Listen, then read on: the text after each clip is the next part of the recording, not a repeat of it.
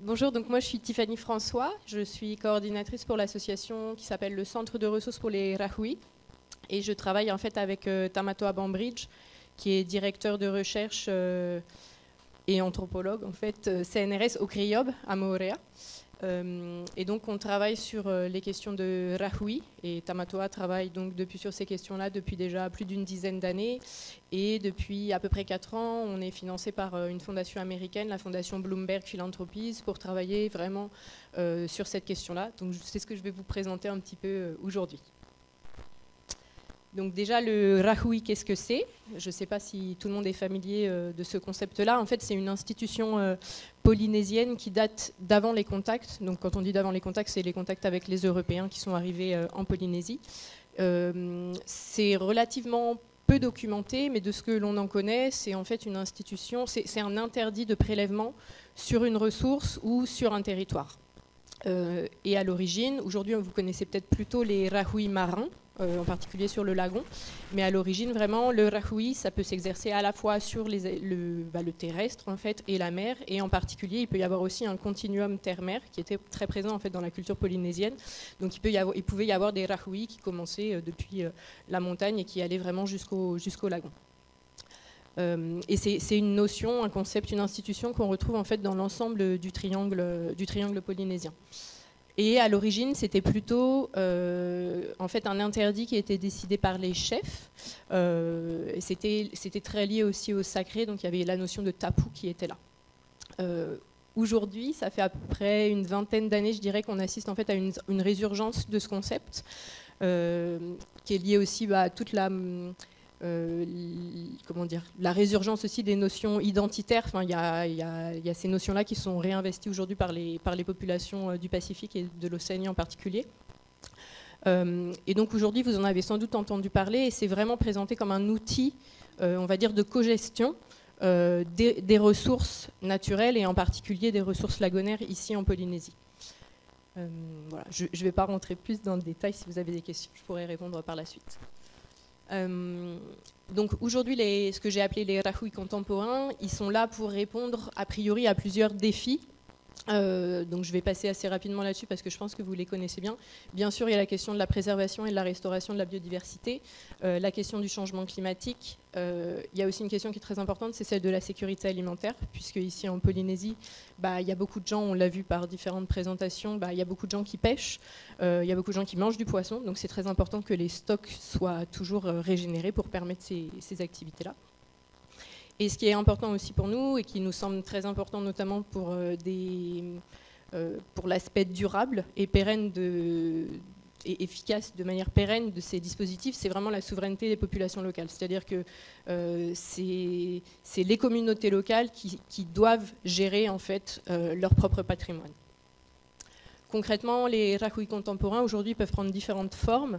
Je ne vais pas rentrer dans les détails non plus aujourd'hui, mais attendez, je vais boire un peu d'eau, excusez-moi.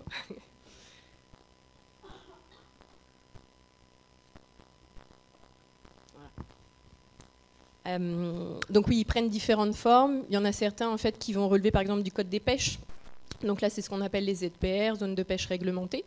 Donc qui peuvent avoir, par exemple, ça va être sur un périmètre du lagon, donc c'est plutôt géré par la DRM, et donc sur un périmètre du lagon, on va réglementer les pratiques de pêche. Donc par exemple, une technique peut être interdite. Sur telle zone de pêche, on n'a pas le droit de pêcher au filet, ou on n'a pas le droit de pêcher telle espèce. Par exemple, à Wahine, ça peut être les crabes qui sont interdits à un moment, etc. À côté du code des pêches, on peut avoir aussi le code de l'environnement. Donc là, c'est un Rahui qui est assez emblématique en Polynésie, c'est celui de Te Ahupo'o, que vous connaissez sûrement, qui est au niveau de la presqu'île. Donc celui-là, il est géré par la direction de l'environnement, enfin il est sous tutelle, entre guillemets, de la direction de l'environnement. Et ce Rahui, en fait, tout est interdit sur le périmètre qui est défini. Donc on n'a pas le droit de pêcher, mais on n'a pas le droit non plus de naviguer, on n'a pas le droit de nager, on n'a pas le droit d'y entrer.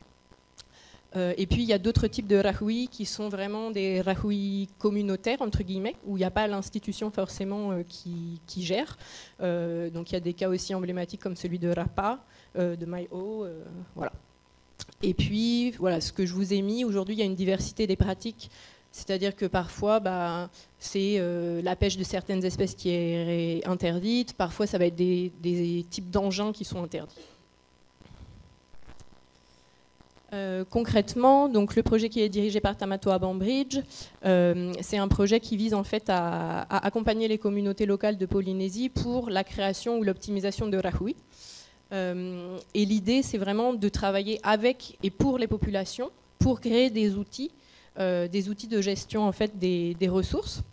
Donc ce qui est important, c'est vraiment, un peu comme la présentation qu'a fait Jean Vincelius, il y a vraiment un travail important sur le dialogue en fait, entre science et puis expertise locale, donc savoirs locaux. Et puis il y a aussi un travail interdisciplinaire qu'on essaye de mener, qui n'est pas toujours évident, mais parce qu'on a besoin effectivement de travailler à la fois sur les aspects écologiques, biologiques, mais aussi avec les sciences humaines. On travaille par exemple avec des linguistes de l'UPF, on travaille avec des géographes de l'UPF, donc on a un champ assez étendu. Et puis l'enjeu, donc vraiment, c'est d'essayer d'améliorer en fait de manière durable la gestion des petites pêcheries de Polynésie. Alors ça, c'est notre approche, la méthodologie, la manière dont on intervient. Concrètement, en général, on répond plutôt à une demande des populations locales ou des autorités locales qui ont identifié un certain nombre de difficultés, de besoins, par exemple la raréfaction de poissons ou le fait que certains poissons sont plus petits. Donc ils vont nous interpeller et ensuite on va travailler en étroite collaboration avec eux pour finalement essayer de déterminer un petit peu les enjeux locaux, les spécificités locales, parce que ce n'est pas toujours les mêmes problématiques qu'on rencontre.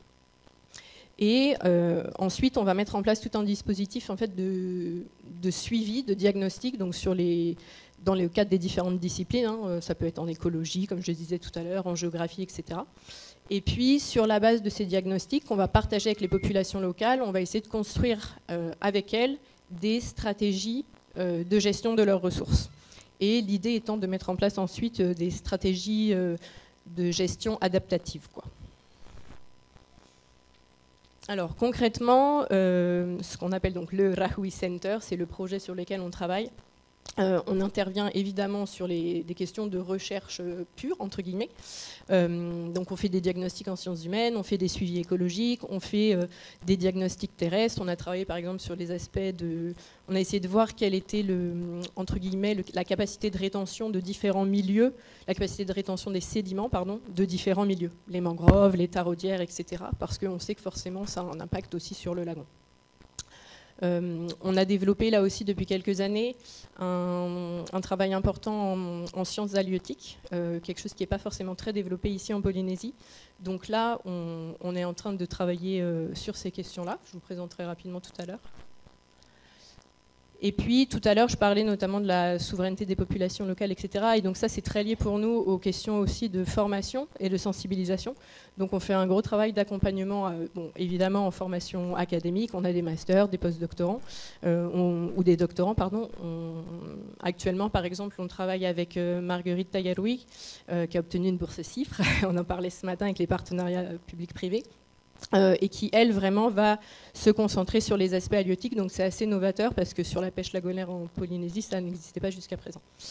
On travaille bien sûr sur les aspects de sensibilisation et vulgarisation, mais on travaille aussi beaucoup pour accompagner les communautés locales pour qu'elles parviennent à se structurer. On parle aujourd'hui beaucoup d'empowerment des communautés et on est un peu dans cette dynamique-là. Donc c'est à la fois mobiliser des financements qui vont aller directement auprès de ces populations pour qu'elles puissent prendre leurs propres décisions et gérer de manière autonome. Et puis, on est sur vraiment... Je vais reboire un coup, pardon.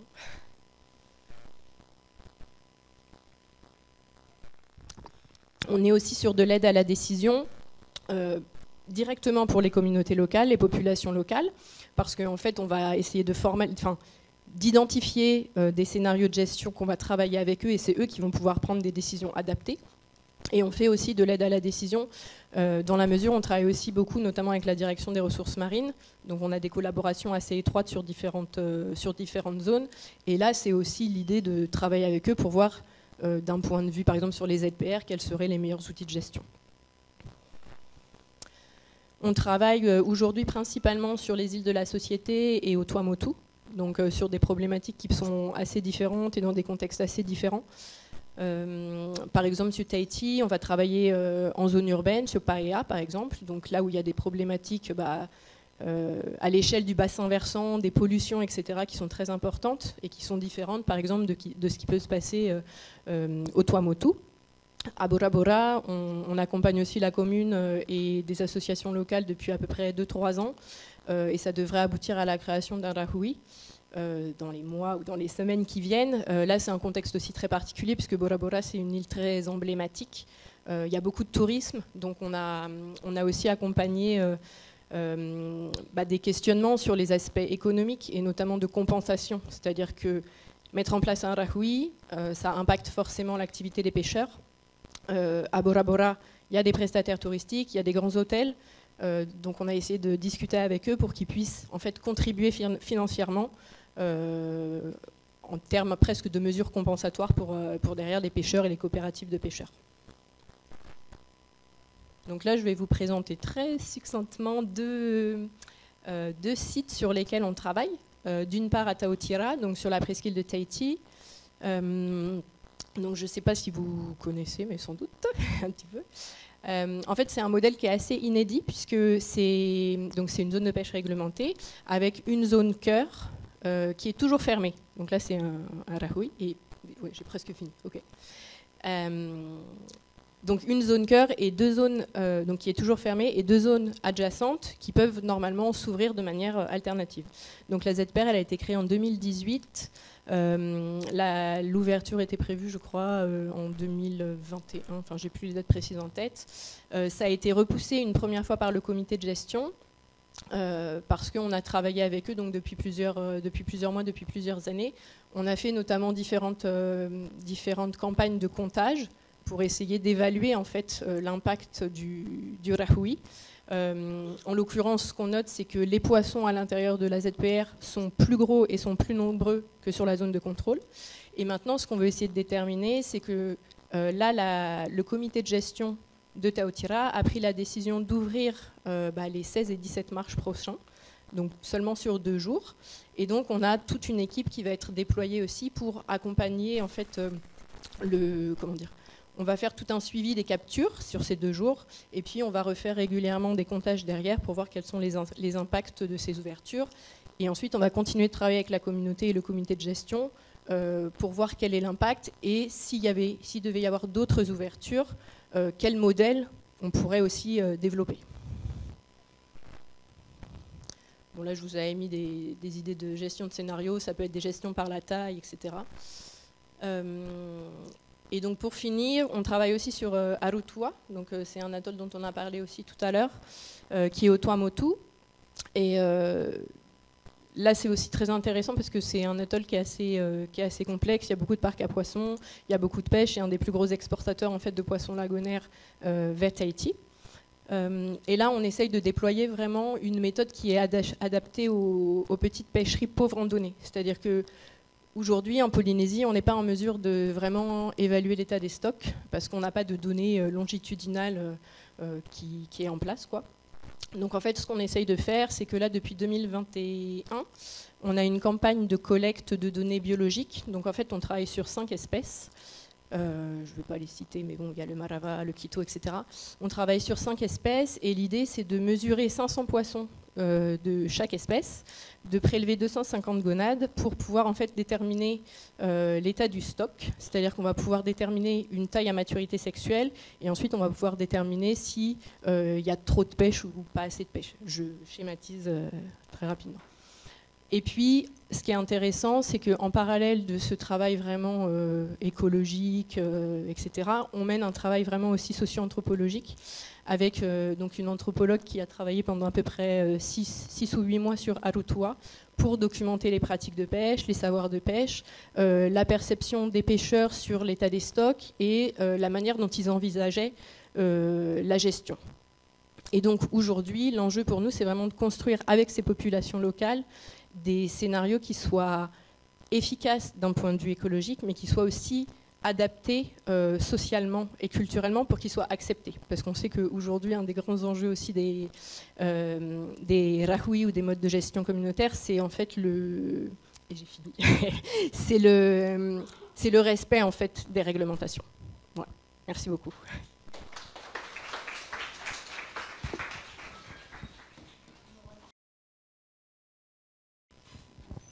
Merci Tiffany pour ton exposé. La question que je me posais est peut-être très naïve, mais on comprend bien évidemment tout l'intérêt du Rahui pour, en tous les cas, la Polynésie évidemment et l'ensemble des îles du Pacifique, mais finalement on voit que les défis en termes de sécurité alimentaire, en termes de souveraineté, en termes de gestion des ressources, c'est des défis qui se posent à des tas de populations, à des tas qui pratiquent la pêche artisanale, pas nécessairement dans des endroits de lagons. Et est-ce qu'il y a des enseignements en fait, du Rahui qui sont transposables, qui sont utiles pour d'autres régions qui ne sont pas nécessairement lagonaires? Et l'autre question, c'est est-ce qu'il y a ce type d'initiative justement dans d'autres régions? Je pense en particulier aux côtes africaines, hein, je vois pourquoi, mais est-ce que vous avez établi ce type de parallèle entre de recherche ou pas encore?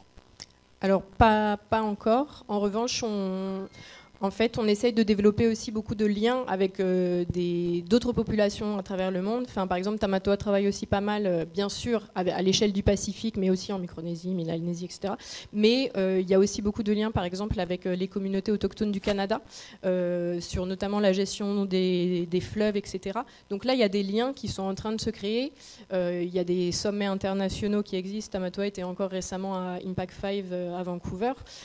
Et ça, c'est des lieux en fait, qui sont importants, des lieux d'échange qui sont importants parce que ça permet justement de se rencontrer et on voit que derrière ça crée des synergies et on va pouvoir travailler pour développer ça parce qu'effectivement nous l'enjeu c'est pas le Rahui, on ne va pas exporter le Rahui au Canada, ce n'est pas l'objet parce que c'est très attaché à la culture polynésienne. En revanche, il y a sans doute effectivement des éléments qui pourraient être transposés ou peut-être des éléments qu'on peut d'ores et déjà retrouver sur les aspects de gestion communautaire. Donc c'est plus sur ça qu'on travaille.